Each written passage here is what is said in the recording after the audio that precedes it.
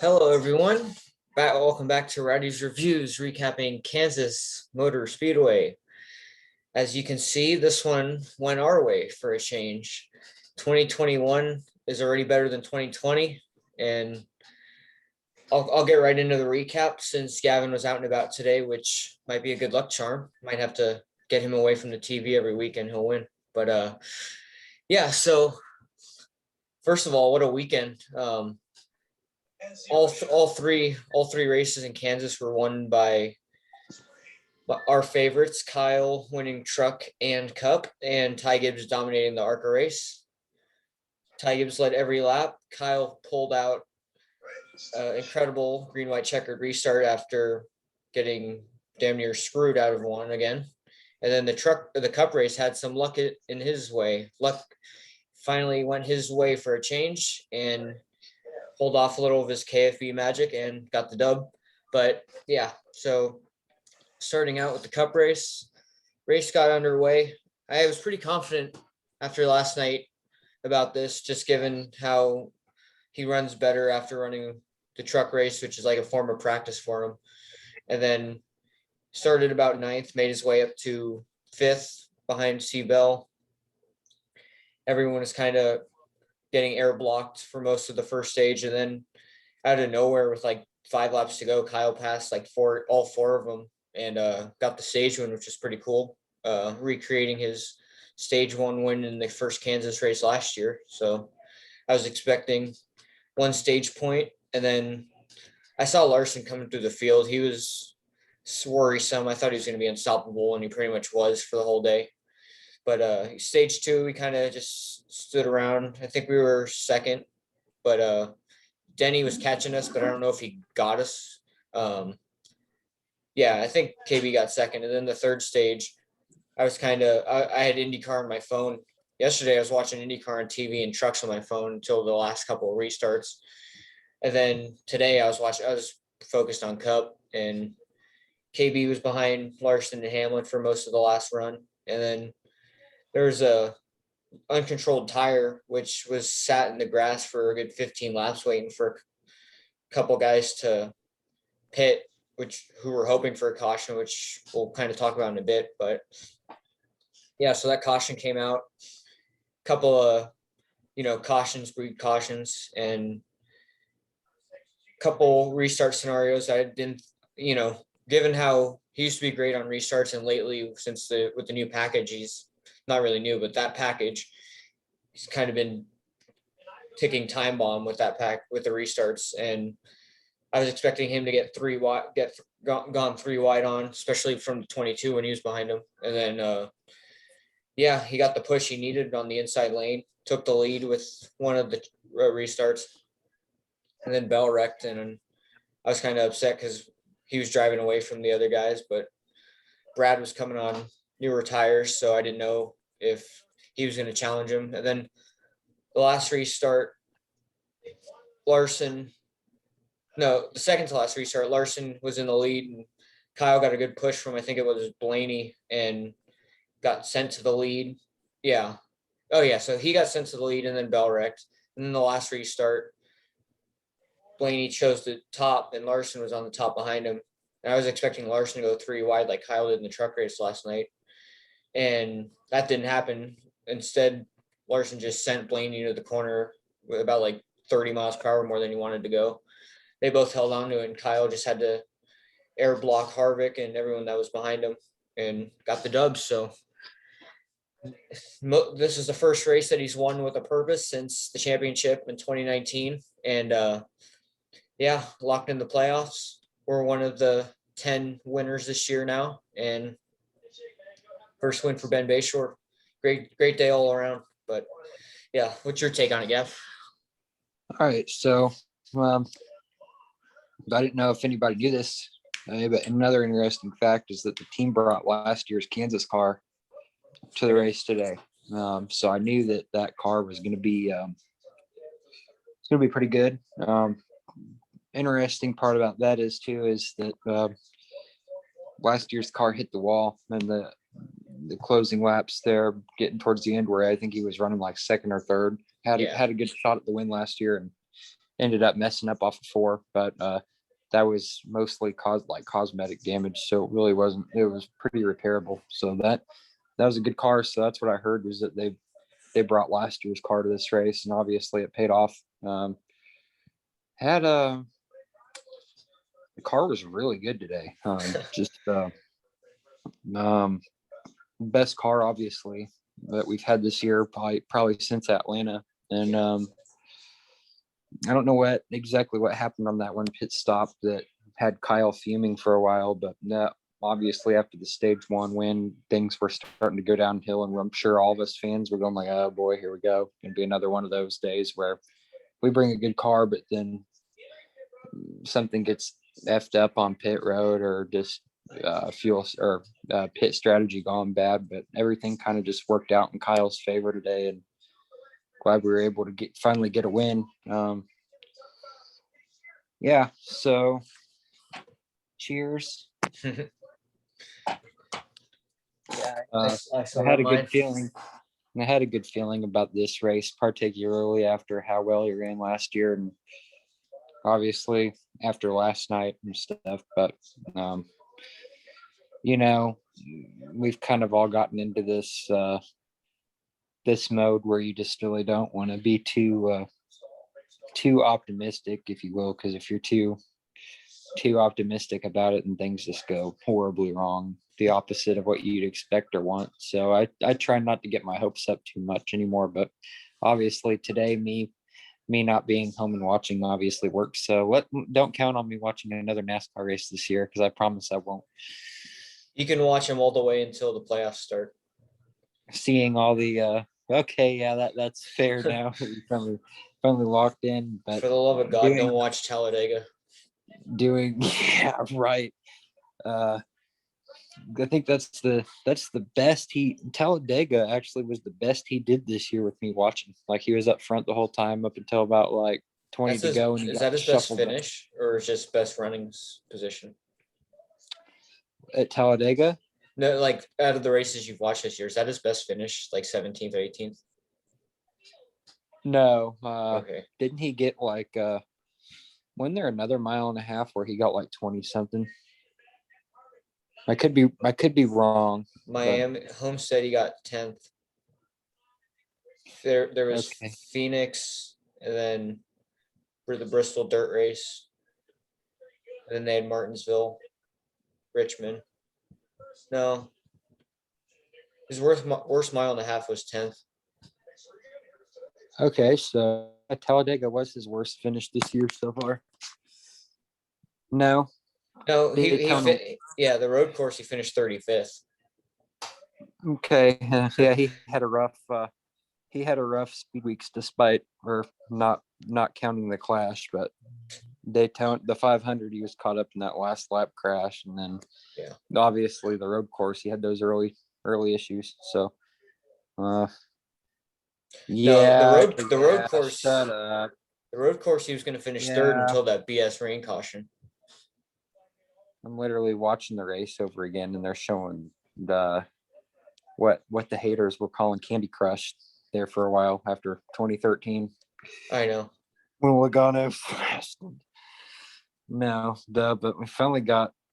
I am totally glad though that we finally got over the Kansas curse, because I used to hate mile and a half. I used to hate this track, period. This was literally the only mile and a half I used to hate after it got repaved. But, I mean, I hope this pick carries on, like the weeks where we can just like go into a race and contend for wins at least. Last time I really remember being able to do that was Pocono 2019, when it's like every week he shows up to the track, you think he's one of the factors. I know this was just a mile and a half, which he's been good on, but even his short track car at Richmond, he was up in third. Yeah, he found a way up there. I know there was quite a bit of handling issues in that race too, but we like you said, he got up there when it counted. That's kind of been the story of this year so far, I think. Think about it. I mean, really the only car the only car I could really think of that wasn't like that was the Atlanta car. I think the Atlanta car, he could have ran up front all day long. But a lot of it also has to do with this package. Obviously, Kyle's not really the biggest fan of this package. So, but all the adjustments too that are done by the team, it's like today, I mean, Kyle was literally fuming, yelling on the radio, like, what did you do to this thing, or what are we doing? Because he got like so tight there for after that. Like it was, I think it was a pit stop or two after that stage 1 win, and he was like falling back. But obviously he got it to where he needed to put it when it mattered. So that's really all I care about. If we could do that all year long, I actually would be okay with that. I mean, yeah, it'd be cool it'd be awesome to dominate, like full on dominate a race, but I really don't expect that, because I just don't. I mean, if you're there when it counts, if you have a shot at the win in the closing laps, that's all I care about. I don't know, maybe. But I'm not okay. I'm not okay with running 15th, 16th with 10 to go. I'm just not. So Our 1.5 program is good, and Nashville and the 600 is going to have practice those two. So who knows? He may be really good at those races. I have really high hopes for all the new tracks this year. Like not Bristol dirt. Also, the races he's doing double duty with, like Xfinity, all 5 Xfinity races, and then his truck race at Pocono. Like those races are going to be good. Yeah. Yeah, I'm really excited about the Coda weekend that's coming up. Yeah. I'm not really huge on the road races, but Coda was one of my favorite tracks in F1. So it blows my mind to think Harvick, Hamlin, and Chase haven't won this year. Yeah, the 2 guys that literally took turns winning last year haven't won a race this year. Like 10. That's fantastic. Yeah, 2 guys winning every other race and the champion. But yeah, I hope they both go winless. And Chase too. That'd be great. That'd be great if they had a 2020 Kyle Busch season and don't win until Texas or Phoenix. There's no way Chase isn't going to win one of the road courses. Let's be honest.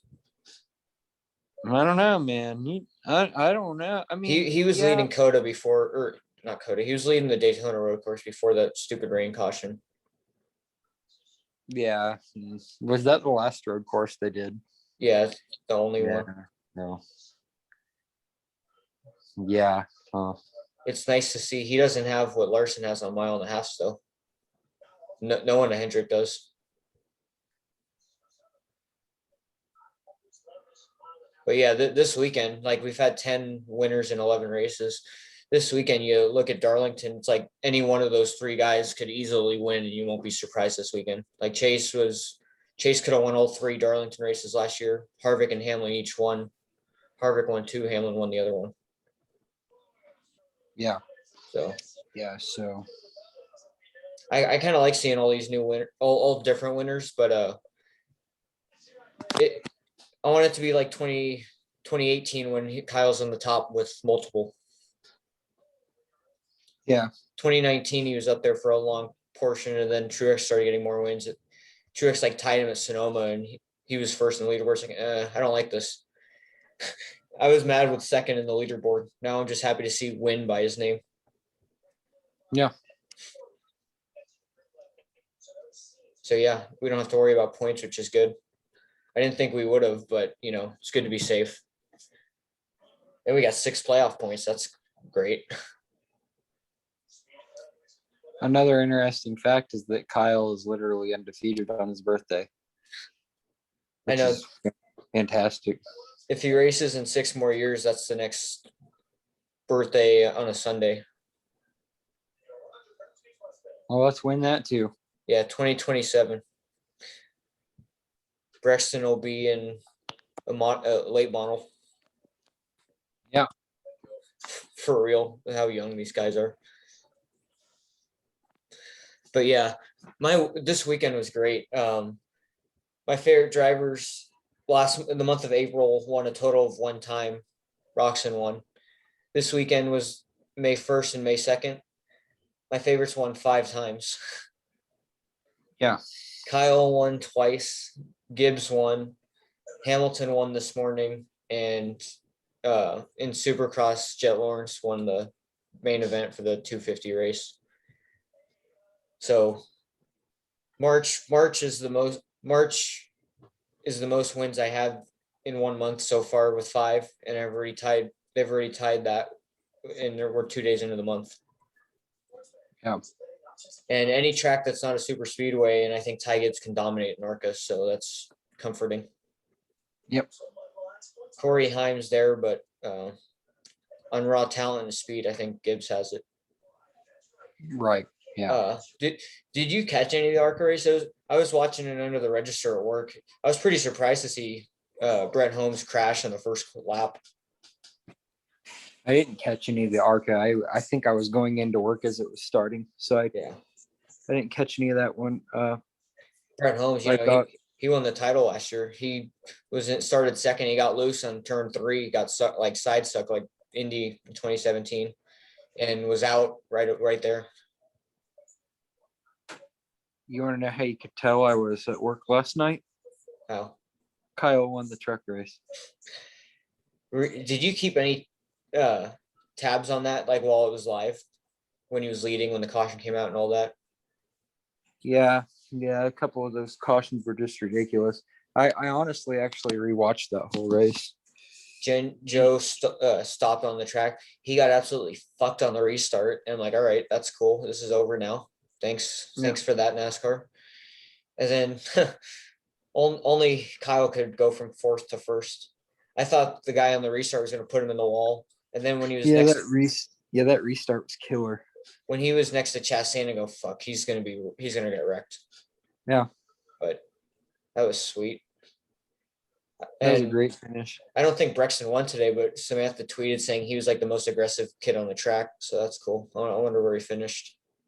Yeah, he definitely didn't win, but at least one of them won. I remember him running in the back of some of the videos, but now he's starting to pass people and getting speed. So he doesn't need to be on par with the leaders until he's in an ARCA car. For me, Kyle, honestly, Kyle is so hungry to win. That's why he's my favorite driver too. Another big reason why he's my favorite driver is he's not happy unless he's successful or winning or where he wants to be, which is great. He sounded like himself today.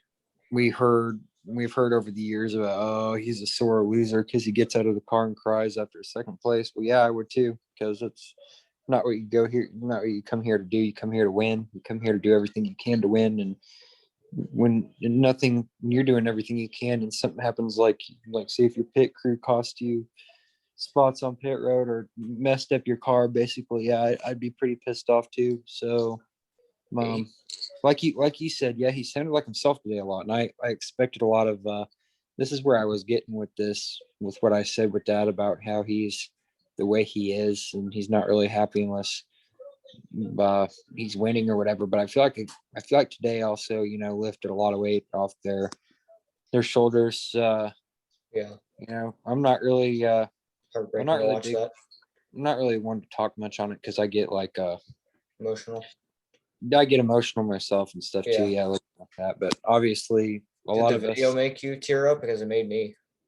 Oh yeah. So most of us, if not all of us, or most of us, whatever, all of us know the personal issues and stuff going on with the Bush family outside of the racetrack, and they just found out past week that she miscarried again. So it's another reason. It's not completely official, but it's all but right. It's pretty much a done deal. But so I feel like today too, that's why I had extra high hopes going into today, because I already knew this race was going to be on his birthday and stuff, and just really, really did not want to finish second today, which I'm glad. That's why I'm glad that caution came out at the end. Because I really did not want to finish second today. This would have been the worst day. This would have been the worst race this year to finish second, I feel like. So, I feel like a lot of weight was lifted off of not only ours, like his fans, but them. I'm finally glad he got the win he's been needing. So, Yeah, 17 consecutive years with the win, I think, or 16, whatever it was. 16. But yeah. I don't know. I think it's 17 because last year they said 16.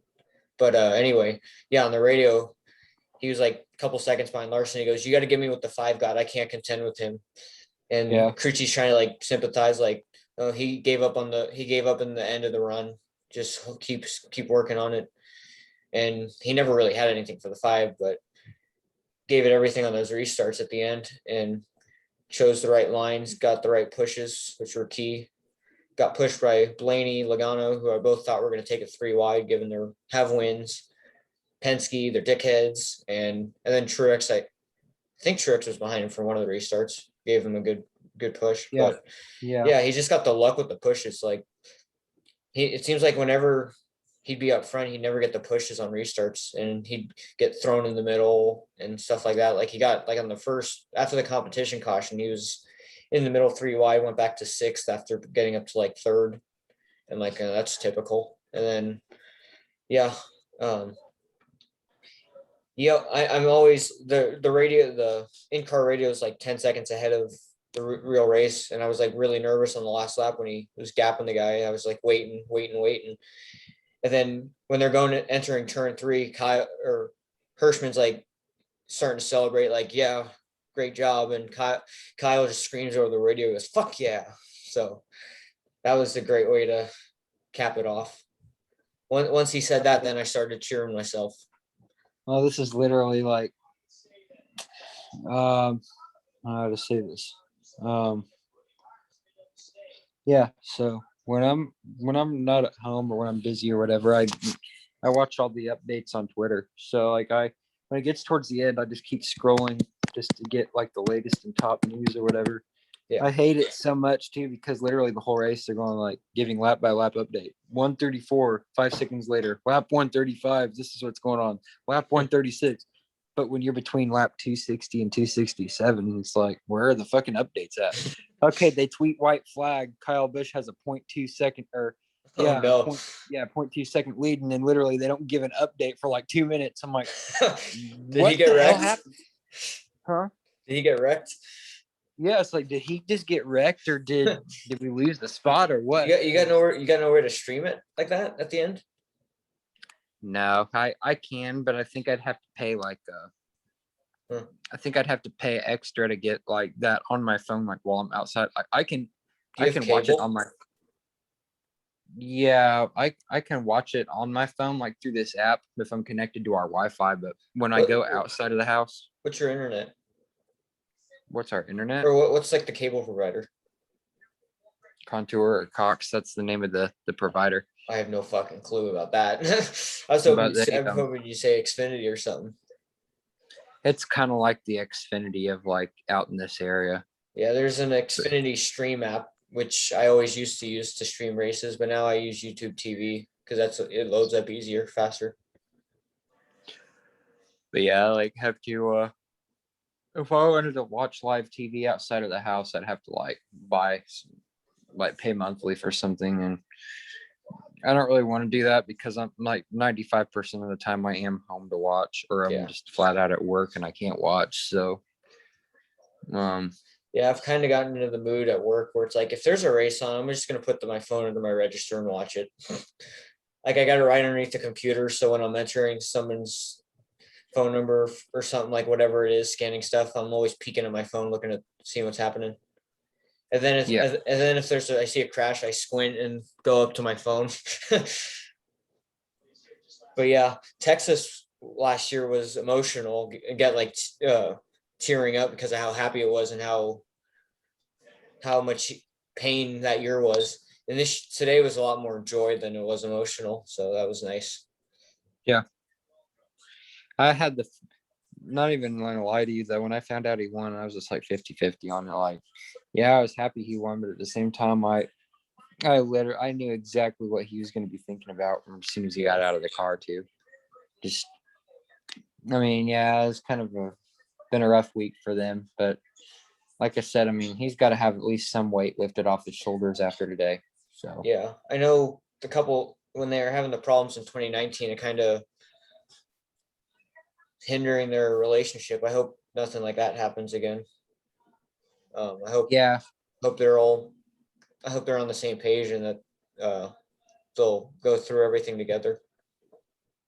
Like I guess from that show he was on, like Graham Bassinger or something. It's like he said he might not have been as emotionally, like not as emotionally devastated. Like he was devastated, but not to the severity of Samantha, and that like was causing problems. I don't know. I hope. well, I I mean, just. I just hope. I just hope I can everything's all right. understand that, but that's another reason that takes me back to what I was just saying a few minutes ago about how he's the way he is. Like he's a fiery competitor. So it's like, I mean, the only time I've ever seen him show emotion is like not like sad emotion. I've seen him just like straight Yeah. up pissed off.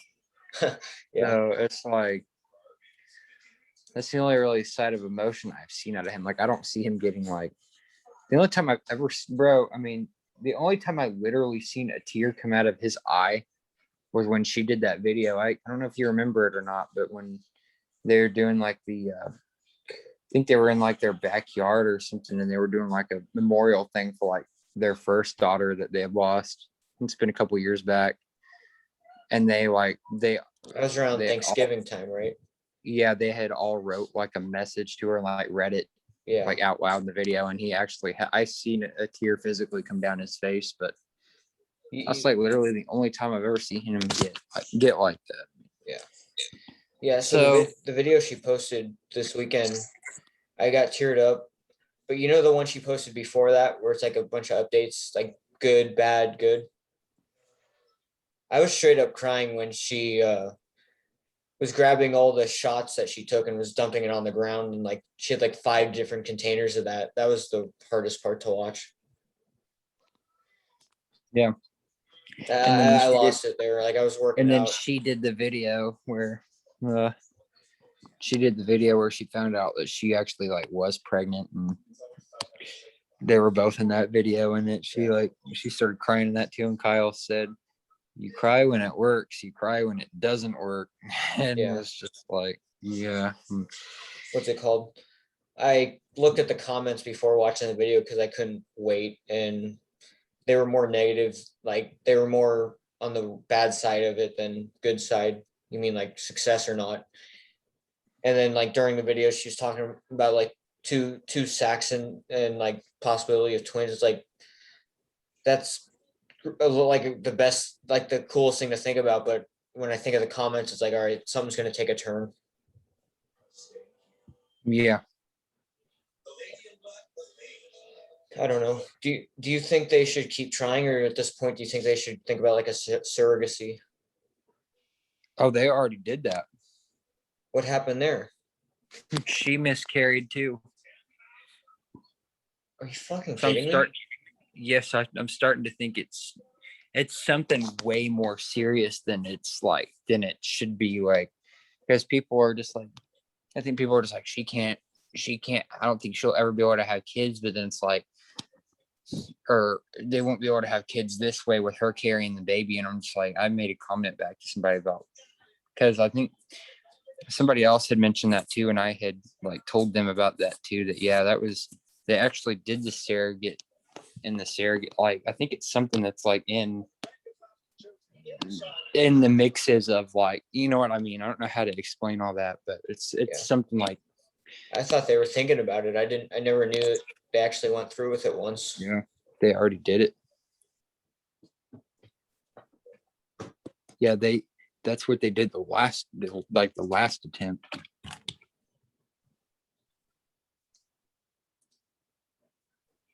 All it takes is one miracle, but I don't know. They've tried too many times at this point. I'm not saying they're not already happy with the kid they already have, but I'm starting to Oh, think that they should, they want Brexton to have a sibling. and that's understandable, but I think at this point they should just sit back and just think about the awesome child they already have and just be Yeah. blessed about that, because that's literally the message I got from everybody when I was down in the dumps about losing my daughter, was that just watch your son wake up every day and have think that that, like, look, this is literally the reason my life changed. This is literally the reason, like, I fell in love again, that I think I'd be able to do that. So Yeah, didn't he kind of mention that in the last video though? He's like, through all the hardships, it's taught you to love the one miracle we did have. yeah, and that's exactly what I think about now. I mean, I don't get me wrong. I think about my daughter that I lost last year. Yeah, I think about her every single day, but Yeah. I don't. I've moved past the crying for like weeks straight, months straight about it. I finally processed what happened. I know it wasn't either of our faults. She's in a great place now. Yeah. Everything happens for a reason. So, but my son gets up. He can be a little shit. He can get on my last nerve every single day, but I love that kid to death, man. I love Yeah. playing with him. He's literally the reason. I mean, he came out looking just like his mom, and I'm just like, and right as soon as I seen him for the first time, I'm like, man, I can't, like, I just couldn't believe he was mine for the longest time. But then I'll tell him. I'll tell him to take. I'll tell him to take a hammer to your PC, iRacing PC. I'll sell him. I will sell him. I promise I will sell him to get another PC. Promise. I know. No, he and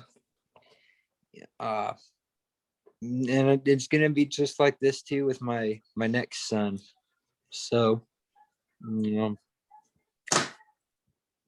I just hope that I hate to sit here and think about things like that, but you also have to think about reality. But I'm just hoping everything goes smooth, or as smooth as the first pregnancy did, not the last one. So I'm hoping that, because every time she says that she cramps or whatever, I immediately get like paranoid that, oh boy, because that's literally like one of the biggest signs of starting to miscarry, is if you're feeling those cramps for a certain amount of time, she'll get like growing pains and stuff, and that's all normal. But when you're cramping for like a couple days straight, like I've heard her say before, I'm just like, oh, we're getting ready to go through this again. Yeah. And that was like literally, like, I think she was like 6 weeks at the time, or 5 or 6 weeks at the time, and she said she was like super crampy, and it was going on for 2-3 days. She ended up going to get checked out, and everything was looking good, so we didn't have to worry about anything like that. But I'm not gonna get like super excited until she's having birth with this kid, because it's like, somebody can lose a baby at 39 weeks. Somebody can lose their baby at any time. So it's like, I just, until I know it's seriously about to happen, I'm not gonna get like super excited. It's hard. Like, I'm happy. It's hard not to though. Like you live like living's like, there's one act of just like normal life, and then there's a whole second act of like pregnancy life. And then when it's like coming to an end, it's like going to a race, like you're just waiting for that day to happen. And then each day it gets closer, you start to get more excited for it. And through the whole 40-week process, you just get more excited every day. And I really do. It just, like, at the same time now, it's like I'm kind of holding, like, I'm not, like I said, I'm not the type that'll sit there and like dread on it like I used to. But I'm seriously one of those people to like, this is also comparing to a race, like kind of like comparing to a race. Yeah. And it's like, I'm just sitting here like, okay, this is exactly how it happened the last time, and this is what's going on this time. It's like the same stuff. So you get paranoid. But then it's like, let me think about this. Let me put this in a race perspective now. Okay, so what happened? We're just going to talk about Talladega for a minute. I know you probably don't want to, but we're going to. Longer than we talked about it last week. We were going to Talladega last week. Yeah. And right as soon as the green flag dropped, I'm just like, okay, look at what happened like 30 laps in the last time we were here. Yeah. Kyle almost flipped over. So Yeah. it's like, so I'm not really excited. So that's kind of like how I'm looking at pregnancy too. This pregnancy, it's just like whenever she tells me that, oh, I'm cramping super bad and it lasts like 2-3 days, I just get that immediate gut feeling like, oh, this is seriously about to happen. Or we're about to get that news. So that's kind of what that's how I was putting it into a NASCAR's perspective. Like last time we were at Talladega, we almost flipped over like 30 laps into the race. So no, I'm not excited. But you can't not say like he's leading with 30 to go and you're starting to get anxious, that when it gets down to 20, you get more anxious, and 10, like it's got to keep like get growing more anticipation the closer it gets. And then by like five laps to go, you're breathing heavy. Like in terms of weeks along, when you get down to like the last 5 weeks, like I don't know if I don't know if it's more. I think it's more often you lose them when they're like in the first couple weeks, but I don't know how often it happens at the back half. But well, the back half of it is if you just flat out like, okay, so if this makes sense, because I know more about this now than I did ever before. Yeah. So let me just put it like this. So yes, you were right. Like you're more likely to miscarry towards the beginning. Yeah. Right. So I'm not trying to be a douchebag when I say this, but if you miscarry, I don't know anything about it. You're fine. Well, if you miscarried that late, it's more than likely something you did. Yeah. Because when the baby's like damn near fully developed, yeah, and you miscarry, it's more than something. It's more than something. It was on you. It's like anything can happen at the very beginning. That's the way things are. I mean, there's a lot of things I still don't understand. Like I said, I'm not really going to talk about it that much because I'm kind of like, I think about my daughter. That's that. Okay. I think about her. I don't sit here and think about why this happened or whatever, but to this day, I don't know what happened. I don't understand why it happened, because the doctor, like the 2 doctors visits we had only were really good. Heartbeat was right where it should have been. Everything was looking like it should have been. And then boom, it just happened. So there's, to this very day, I don't understand why or how it happened. But at the same time, I'm not in that mode that I was in for all that time, just sitting here locked in my room, sitting here asking myself or asking God why. You know what I mean? Yeah. I see. Like I've never experienced it, so I got like that. He's leading with 30 laps to go, countdown, nerves getting worse. But because you've experienced it, you're more like today's situation where he's not leading, so you're not nervous. And then I guess right when it gets to the back half and he's like 5 to go, he's leading. It's like, oh shit, this might actually happen. Yeah. So it's like, I will say this though. Like every day I wake up, like one of the first thoughts I have in my head is I wonder what she would have looked like. And I pictured her what the opposite of my son was. I pictured her coming out looking just like me, and then like months down the road, her looking like her mom. So me at the race though, I was sitting here like, yeah, it's over, dude. I mean, like it was like I've had a little bit too much to drink now. Who was even leading at the time that caution came out before the green light checker? Was it? What lap are you on, like the TV right now? Just FYI. We're getting ready to end stage 1. Okay. So Well, that's when he's gonna make the moves. But yeah, Hamlin was leading, air blocking Larson after a good restart after the stupid tire caution with like 20 something to go. And then Hamlin pulled Kyle from last year and got up into the wall out of 4. And like a lap later, tire cut down. And Larson had the lead. And then Larson was the one who that's when the caution came out. And then so then Stenhouse wrecked on the backstretch, and then Bell wrecked and hit one JTG car in the bottom, and then as he got hit by Stenhouse, went up and hit the other one. Yeah. So Larson was leading. He had the best car. So when Larson was leading and Kyle was second, I'm just like, okay, yeah, it's pretty much well over, man. Larson's had this in the bag since like the green flag dropped, right? That's what I was thinking. And then that caution came out. I'm like, oh boy, here it is. This is our only shot to win this race.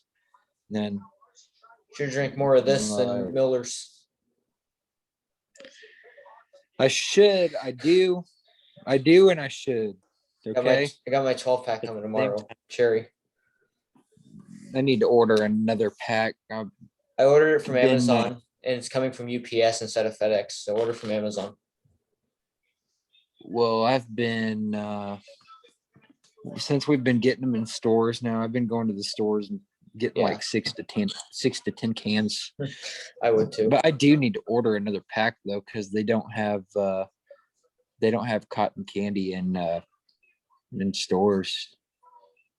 They do, but not here, not in Virginia. I've seen people in other states have cotton candy in their stores, but we don't have them here. I want to order another Rowdy energy mask because the logo looks a little bit better. The logo looks a little bit bigger, and 2, I want like 2 different ones, like one has wear and tear and one that's more newer.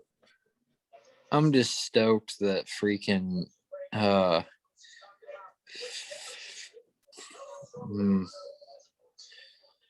what is I even getting ready to say? I'm just freaking stoked that they have peach mango and chiseled ice in Food Lion.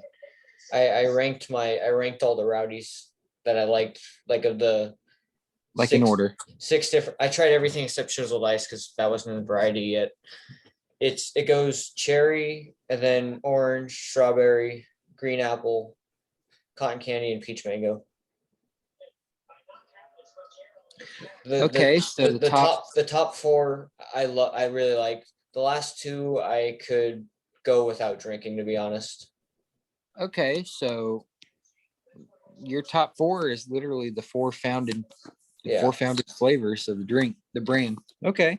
Yeah, peach mango. I just knew I didn't like either of those fruits. I knew that was going to happen. And then I had a Bang Energy cotton candy flavored, which upset my entire body for like 2 days. Like I couldn't move at all. I couldn't stand for at all. And so that kind of ruined the cotton candy flavor. So now whenever I drink cotton candy drinks, it just really tastes bad to me. Well, let me just tell you this. And do you want to know my rankings? So cherry limeade still has my number 1 vote. Okay. Yeah. And then it goes cotton candy, number 2. Number 3 would be peach mango. Yeah. Number 4 would be strawberry lemonade. Number 5 would be chisel ice. Yeah. Number 6 would be, how many flavors are there now? There's 7. I don't know which one you forgot. I know. Forgot orange, man. So let me redo my rankings. I thought chiseled ice was in the top half. I thought you liked that. Let me just redo this ranking crap. Okay, I might just need to line all 6 of them up now and do a taste test. I know. No, I'm not really gonna do that. By the time you but get to 6, we you're gonna got- forget what was won. Exactly. So cherry limeade is still my favorite. Yeah. Cotton candy, peach mango, chiseled ice. No, not chiseled ice. I said Jesus. cherry. I said cherry, Yeah. cotton candy, cherry cotton candy, peach mango, orange, chiseled ice. Which one am I forgetting? Strawberry, green lemonade apple. and green apples all the way down at the bottom. So Okay. that's my rankings right there. I hope you remember that because I don't. No, I forgot it as fast as you do, dude. I just know we both like cherry. Yeah, cherry is our favorite. Kyle's favorite, our favorite. People say I like it. You want to You know like what my it because favorite Kyle. is? You know what? I like it because of the cherry. Yeah. The most cherry lime stuff I like, but a lot of the other cherry limeade like juices and stuff that I've drank before were like way too overpowering on the lime. Yeah. But I get that really good cherry flavor in the Rowdy. That's why it easily won my vote. I think that was the first one I tried too, like ever. And I was like immediately like hooked, like, oh yeah, shit's awesome. Yeah. I think his Rowdy Nos drink had like more of a cherry taste to it. Yeah, it was like a punch. Yeah. So yeah, I got the 12-pack of cherry coming in tomorrow. What's it called? I'm gonna wear my Rowdy Energy mask to Sonoma. I got it. That's why I want to wear the old one. Someone said that they sat the Rowdy Nos down, opened it up, and then sat down and opened the Rowdy cherry and tried both of them and said they cannot tell a difference in the taste. I could. Was he 7 beers deep or was he talking to me on a podcast? That's a good question. Dude, that's a good question. You know when you posted the snap of Kurt surprising Kyle? Yeah. My first instinct was, oh fuck, this dude's at like a Mexican party. He's never gonna do the podcast tonight. And then I saw it was a video of Kyle. Yeah. I thought that was you. Yeah, dude. If I was at a Mexican party like that, we wouldn't have done the podcast for like 4 days. I would have been so hungover, probably. I know. You would have been hungover till Cinco de Mayo when the actual day for that is. Mm-hmm.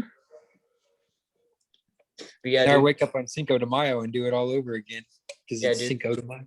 I got the pen for what's it called? For what's it called? What do they call the stuff when they make it happen like a robot type of thing? Like they like rig it or like automated or like created because it's like NASCAR throws a caution for entertainment. Like what do you call that? Like they rig it. Like not authentic. What's the opposite of authentic?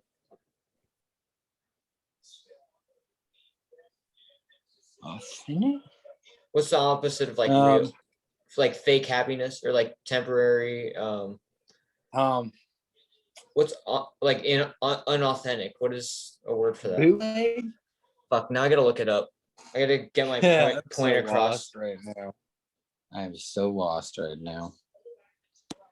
Not authentic synonym. Fuck, that doesn't help.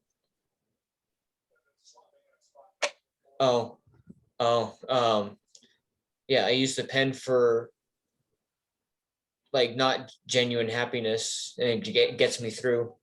Today was pure happiness. Like I didn't need anything to make me any happier than I was today.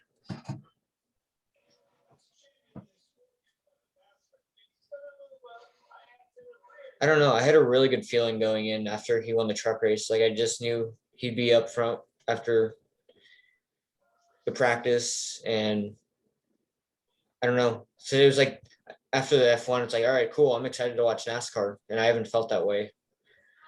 virtually since Yeah. like let's see, about like June last year when I thought he was still had it. Yeah, dude. No, yeah. I I had 3 people text me today. Literally right as soon as they seen my beach picture. Yeah. They're like, "You're not watching the race?" I said, "No." I said, "For once, I'm actually sticking to what I said I'm going to do and not watch the race because this race is probably going to suck balls." Come to find out, the day I don't watch is the day my driver wins. So guess what? Guess who's not watching any more races in 2021? This guy right here. That means hopefully we can 2021, you're not watching races till he retires. hopefully exactly. I'm not watching races until he's an 8-time champion. So let me just say I don't think this. he's got that many years in him. I think he does, man. I think he does. Because a lot of other, you know what? He's got that many years in him, but not, I don't think championship years. Listen to these stats real quick. Hey man, you think you could race in iRacing feeling like this right now? Oh hell no. Put you in a draft of 40 at Talladega. Let me go draft you at Talladega. You're probably gonna be in the grandstands. This fucker lost a draft turning a guy on turn 1 of the first lap sober. What's he gonna do like this? Yeah, that dude pissed me off so much. You didn't lift. It's literally the first, not even lap 0.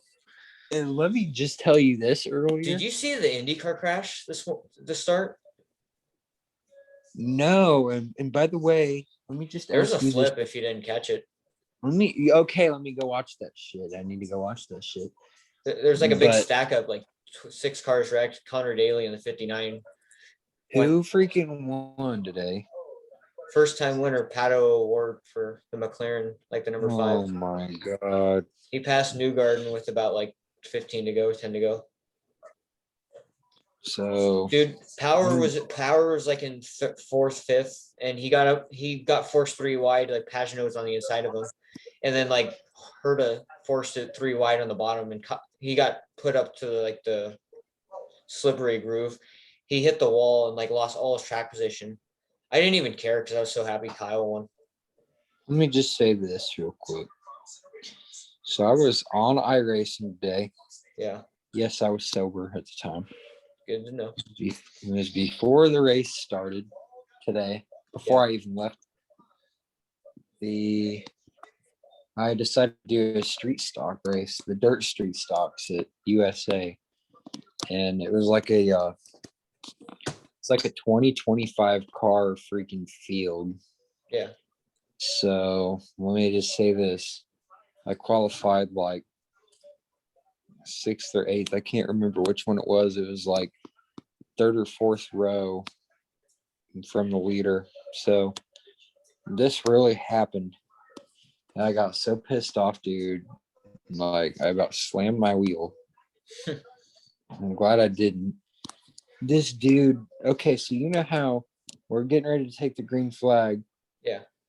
And since I'm starting in the top 10, right, I would have already been on the front straightaway, freaking getting ready to take the green flag, right? Yeah. This dude that starts like around the 18th, 20th position. Jumped the start and hit you. He jumped the start, dude. He was on the fucking gas like the green flag already came out. Yeah. He's in the middle of everybody. And he comes up out of nowhere and just destroys my car. Right? And I haven't even made it. I didn't even make it to turn 1 yet. And then I think I showed somebody what had happened there. And they reported him, or they're what? like, you should protest that motherfucker. I said, you know what? I couldn't even figure out how to work the save the replay thing because it kept messing up. But I'm like, you know what? This shit's just pissing me off. So I'm just gonna get off iRacing. Yeah. Because yeah, who does shit like that? Piece of freaking crap. I did a Talladega race with like 40 cars, like a full field. I started like 38th because I didn't get a lap in.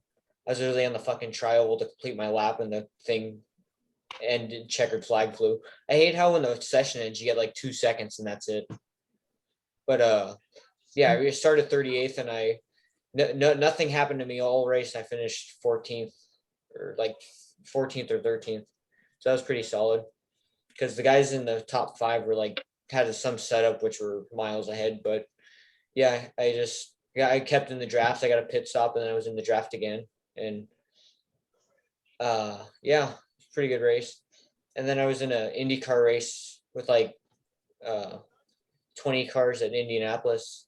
I started in like the 15, 16 area and I just kept it clean all race. I didn't make any damage. There's like 60 laps, so it's a pit stop in there and you got to save gas or you're going to run out of gas on the end of either stint. And I finished 3rd, which was really cool. So Indy cars are really fun. They got to fix the Dallara, the IR18. On what tracks? The 1.5 miles, it just gets so it's so hard to control. And Yeah. Yeah. I'm trying to think. I did some practice at Texas. Texas is just shit, but Kansas, it handled pretty well for me unless I was in traffic.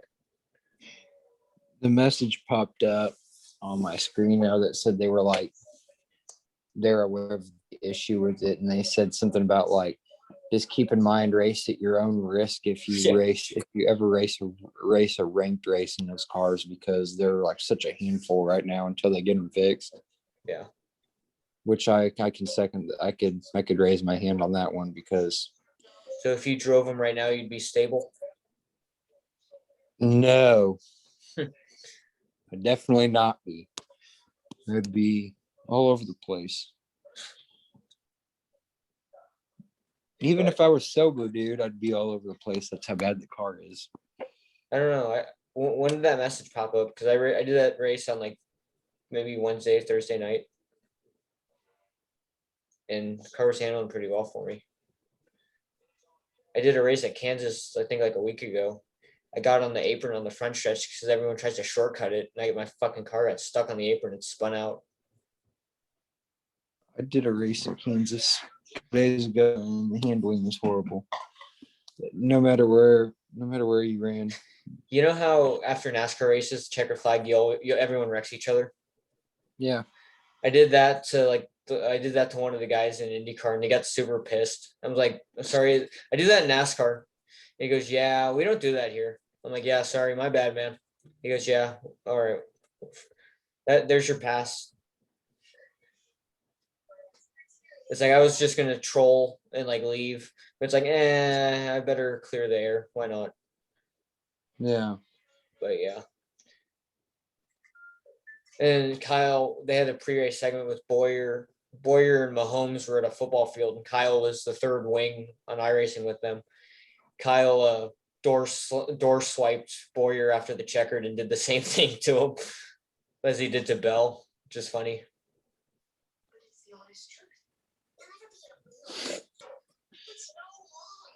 Well, ladies and gentlemen, that was a recap of Kansas. I think I'm about done for.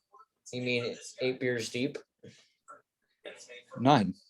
Oh shit! I didn't even see those 2. I saw 1. Yeah, I've actually got 2 opened right now at the same time. Oh, you sound like Cole Custer. Yeah. But yeah, man, and I hit 1,000 subs this week, so this is a pretty good celebration. Congratulations, dude. Yeah, celebrating with a dub, 2 dubs, or 5. Or 6, or 7, or 8, or 9, Yeah. or 10. My guys won 5 times this weekend. It's a lot more than I thought. I was lucky to get. I'd be lucky to get 1. And we're going to Darlington next week. It should be fun. It's one of my favorite tracks to race at least. But yeah, guys, thank you all for watching. This has been Kansas Recap. Thanks for all you guys sticking through it with us, waiting for Rowdy success. Got it ×2 this weekend. Next week we'll be back for Darlington, running the throwback M&M car, the knockoff 2016 car, and yeah, comment, like, subscribe. Keep being you, keep being real, just like Kyle, and take care. See you later.